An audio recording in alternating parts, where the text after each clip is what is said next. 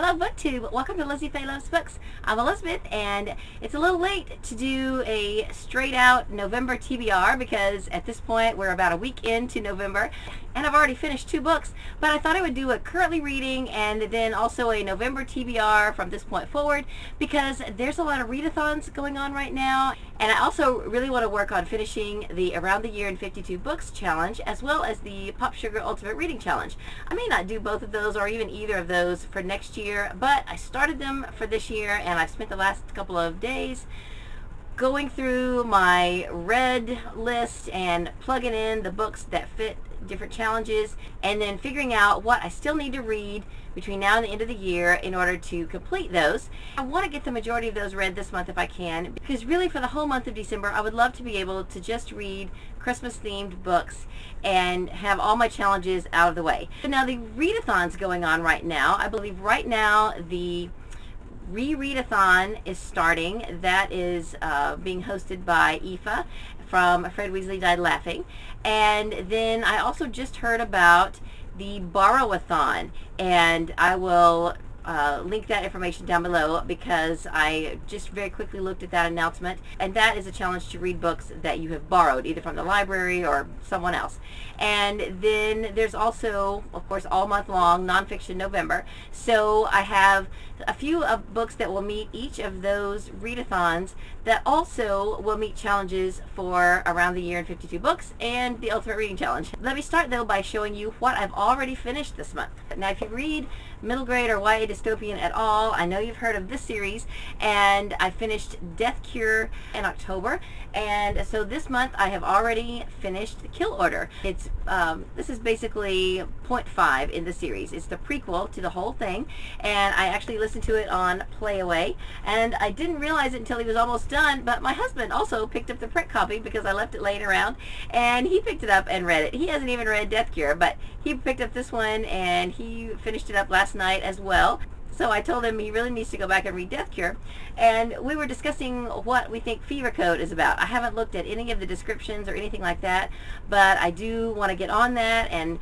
try to finish that up as quickly as possible. I may not get it done this year, but if our library has it on audio, then I may go ahead and try to get that one done so that I can check this series off my list for this year. And this is also meeting one of the challenges in the Around the Year in 52 Books. The first book I finished this month though is All 4 Stars by Tara Dairman. This book is just super cute. I may do a full review of it because this is also one of our Sunshine State Young Reader Award finalists for the 3rd to 5th grade group for this year, and I just loved it. You do have to suspend reality a little bit. It's not a fantasy book, it's a contemporary book. There are a few parts of it that are unbelievable, but it's overall just a really fun read, and I think that it will be a lot of fun for younger middle grade readers. So I definitely recommend it for that age group, and if you like to read middle grade books, I think you will get a kick out of it. In my October 28th Friday Reads, I mentioned that I had 4 books going that I was hoping to finish by the end of the month, and I finished 3 out of those 4. And the one I didn't finish is Bot Wars by JVK. This is one of our Sunshine State Young Reader Award finalists for this year for middle school, and I'm really enjoying it, but I'm reading it completely in print. I don't have an audio for it, and it's just taken me a long time because I don't have a lot of just sit down reading time. I've been able to read a few pages here and there, like in the car rider line and stuff like that, but I have just been on the go all this past week. But I'm halfway done now and I'm really enjoying it. It's a dystopian, futuristic science fiction book about a 12-year-old boy named Trout, and I will tell you more about it when I finish it. Okay, let me show you what I'm reading for the Rereadathon. The challenge is to read at least 3 books, and there are 3 other challenges that you can use as prompts to pick your reading. One of the challenges is to reread a childhood favorite and also to reread a book that you gave 5 stars to. So I went back and looked at what I've read on my Goodreads page, and I discovered one in particular, a childhood book that I could read very quickly that I have read multiple times, and I definitely gave this 5 stars. And so I'm going to reread Dr. Seuss's Fox and Socks. I love this book. This is my ultimate favorite Dr. Seuss book. I have always been proud of the fact that I could read this book aloud, and it's just a fun tongue twister of a book, and I am excited to read this again and have a good excuse to do it. A book I've been saying I wanted to reread for a long time is Cinder. I've only ever listened to this on audio, and I really want to read it in print form, and so this is a good chance to do it. One of the challenges is to reread a series book, so this is definitely a series book, and this will also meet one of the challenges on the PopSugar Ultimate Reading Challenge. And then the other challenge on the Rereadathon is to give a book a second chance. Pretty soon I plan to start a series of videos about Newbery winners, and this is one of those Newbery winners that I just really didn't get. I didn't particularly enjoy it. I didn't really understand it. I thought I would give this one a second look because I've been in classrooms where the teachers are teaching this book, the kids are all reading it, and I thought I really missed something with this book because I did not get it. I didn't click with it. I didn't connect with it.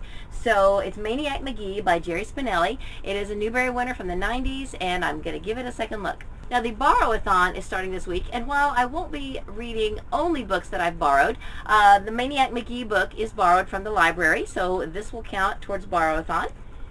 And I also started an audiobook this morning that will probably take me most of the week to listen to. This is Ink Spell by Cornelia Funk. This is also meeting one of my big challenges, and it's borrowed from the library, so this will count for the Borrowathon as well. I have a couple of other audiobooks borrowed from the library, so if I finish Ink Spell, then I also have Catering to Nobody by Diane Mott Davidson. This is one of last month's selections for the Book One Cozies Club that is hosted by Di, where we read the first in series of a cozy mystery series.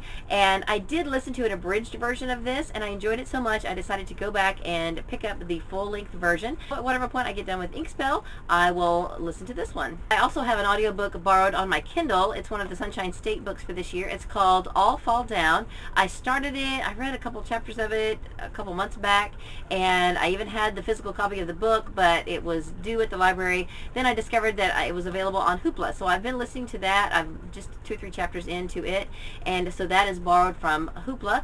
And then I also have The Shack by William P. Young that is borrowed from the library. I may not get to this one right away because this could meet one of the Ultimate Reading Challenge prompts, but I've already got a book read that covers the challenge that this would cover, so I may or may not get to this one. But if I just run out of audiobooks, I've been wanting to listen to this, and so I do have it on hand if I can get to it before it's due at the library. Another one I have borrowed that meets one of my big challenges, this is A Time to Kill by John Grisham. This is an abridged version. It's going to meet one of my, as I said, it's going to meet one of my big challenges, and it's a book on audio cassette, so I can listen to this in my car. And then for Nonfiction November, I have borrowed a book from the library that will that also meets one of the Nonfiction November challenges. I'm going to count this for controversial because I know that some of these topics mentioned in the title can be controversial. So this is by Mike Huckabee called God, Guns, Grits, and Gravy, and this is meeting one of the challenges on the Around the Year in 52 Books. So I would definitely like to get this read in November. One of the other challenges for Nonfiction November is to read something new. Well, this has the word new 2 times in this title. This book is not a new book, although it's new to me. I've read a few other Atkins books, but I have not read this one. I've been really needing to get some extra motivation to get back on the Atkins plan, and I just have kind of been yo-yoing with it over the last few months, and so I thought I would pick this up. I may not get the whole thing read. I may just kind of skip around and find the motivation that I need, but I thought I would at least take a look at this because of Nonfiction November. And I'm also counting this as my important book because this is important for me and for my health. And I think that important doesn't necessarily mean that it has to be important for the whole world. It can just be something that's important to me. And so this is it. Another book that this actually would count for the Rereadathon as well as nonfiction, and it's also important and fascinating. So I'm counting this basically for fascinating. This is The 5 Love Languages by Gary Chapman. I really need to get the one that's 5 Love Languages for teenagers, but since I had this on my shelf and I've read it before, but it's been a long time, I thought I would take a look at this again because I just think this is a fascinating topic. I do have a few other nonfiction books that I may try to read this month if I can get to them. This one I definitely will get to because this meets one of the challenges on one of my other big challenges. This is called My Life as a Maniac by Patty Adams. I didn't find this on Goodreads. There's another book by this title, but it's a different author. So this was actually written by a coworker, and I need to ask her about getting this onto Goodreads because I want it to count for my Goodreads count, even though I'm already done with my Goodreads challenge, so it's not going to matter that much. But I do like to track everything that I've read on Goodreads, but this is going to count for an autobiography prompt on one of my big challenges. So it's very nice and short, and it's also nonfiction. And I wanted to, when I was looking on my shelves for some other nonfiction that I might read this month, I really kind of wanted to read some sort of a parenting book. And I found this called Raising Great Kids, Parenting with Grace and Truth by Dr. Henry Cloud and Dr. John Townsend. I don't know if I'll get to this month, but I just thought this again is a very important topic, and I wanted to put it in my stack and see if I can at least get a little bit of it read this month. And then another one I've been wanting to get to, I've read all of the Jan Karen Mitford series books, but she has a couple of these books that are supposed to be like scrapbooks and journals of Father Tim, where he has written his favorite quotes and favorite scriptures and things like that. So it's going to be a very quick read, and it just has a lot of quotes and just different little musings of Father Tim, and I was excited to find this in a hardback copy, and recently I found the other one that is kind of along the same vein, and so I'll show that in my next book haul. But I'd love to get to this month. Alright, so that's everything for the Rereadathon, Borrowathon, and Nonfiction November. Now I have a few other books that I need to get to this month in order to finish the Around the Year in 52 Books and the Ultimate Reading Challenge. I've got to read a book set in my home state, and if I can get to one of these, I will. This is book 2 in an Oklahoma mystery series, and I haven't been able to find book 1 except on my Kindle, so I may have to go ahead and download it because my library doesn't even have it. I also have Oklahoma Weddings. This is a Christian romance book of 3 short stories, and if I can't get to either of these, I may just go ahead and count a book that's set in Florida, because that is where my home is now. And I do have a book that I read earlier this year that's set in Florida that I haven't counted for anything else, but I'm keeping these in the pile just in case. I have to read a book that I haven't read since high school. This is a book I actually got from my high school library that the librarian gave me. It's called Double Date by Rosamond Dujardin. I don't remember anything about it. I just remember really enjoying this author. The librarian gave me 3 of her books, which have been sitting on my shelf all these years, and I think I've only really read 2 of them, but I'm pretty sure that this is one of the ones that I've read, so I'm going to use it to meet that challenge. I picked this out because I need a book that is a book of satire, but I was looking on some lists, and it said that 1984 is considered satire. I thought satire was supposed to be something that was funny. I didn't think 1984 was funny. So if you know, if you would consider 1984 a book of satire, then I can count that for the challenge. Otherwise, I'm keeping this in my stack. The Phantom Tollbooth by Norton Juster. It's, it's a middle grade kids book, so I shouldn't have any trouble getting it read. But if I can count something I've already read, then that's what I definitely want to do, because my stack is getting pretty large for this month. And this is one of those big books that's in my stack that I really need to get read. I needed to read another translated book. This is The Shadow of the Wind by Carlos Ruiz Zafón. I've heard this is great, and I am really looking forward to reading it. Another challenge I have to do is to read an Oprah Book Club selection. I've got 3 to choose from. This would count for Borrowathon because this is borrowed from my mother-in-law. This is Midwives by Chris Bojalian. And this one would count because this is one of the collected authors I've never read. It's Open House by Elizabeth Berg. This one is the shortest, so this is probably the one I'm going for. A Virtuous Woman by Kay Gibbons. But if you've read any of these 3 books and you liked or didn't like what you read, let me know. Probably the weirdest challenge on the Around the Year in 52 Books is to read number 16 from your TBR list. Well, my TBR list changes constantly, so I didn't know at what point I was supposed to pick number 16. And I usually, at the beginning of each month, I will go down through and, when I'm getting ready to do a readathon or something, I'll go down and and bump books up so that I have at the top of my TBR the books that I want to read for that month.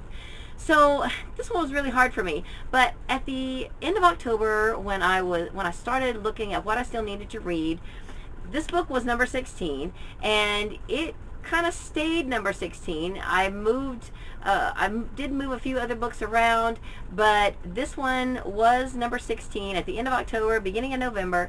So this is what I'm going with, because it is something I had wanted to read this year. This is Mysteria's Marvelous Makeover by Ann B. Ross. I love the Mysteria series. This is the next Mysteria book that I need to read, so if I can fit it in this month, that's what I'm going to read. This is one of the books I tried out in my Try a Chapter tag, and the very first book, Faith, will meet one of the challenges for around the year in 52 books. So I may not get the entire book read this year, but I at least want to get the first book read. This is the Brides of the West series. The books are Faith, June, and Hope.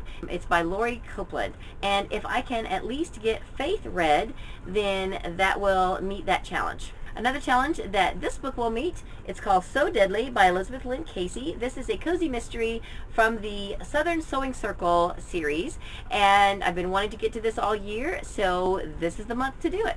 And one more. I'm reading this one for book club. This also meets one of my challenges. This is What Alice Forgot by Leanne Moriarty. I have already started this, and so far I'm really enjoying it. So that's everything. I'm not even going to attempt to pick these up because it's too many. But my goal is to read 16 to 18 books for this month, and that will finish up most of the reading challenges so that I will be able to go on then in December and read some Christmas and holiday books, which I'm really looking forward to. I'm also going to be doing some traveling for Thanksgiving, but for the most part I think my husband will be the one driving, so I should get to read a good portion of the trip there and back. Now, while I'm there, I still have some more work to do at my childhood home. I left some stuff in one outbuilding that still has to get cleaned out, but I will take a playaway with me so I can listen to that while I'm working. So please comment if you have anything you want to say about any of these books, or any that you recommend or don't recommend. I love talking to you guys in comments. That is really my favorite thing about BookTube, is the community. So please leave me a comment, and that's all I have for this video. Hope you're having a great day. Read a good book, and God bless you.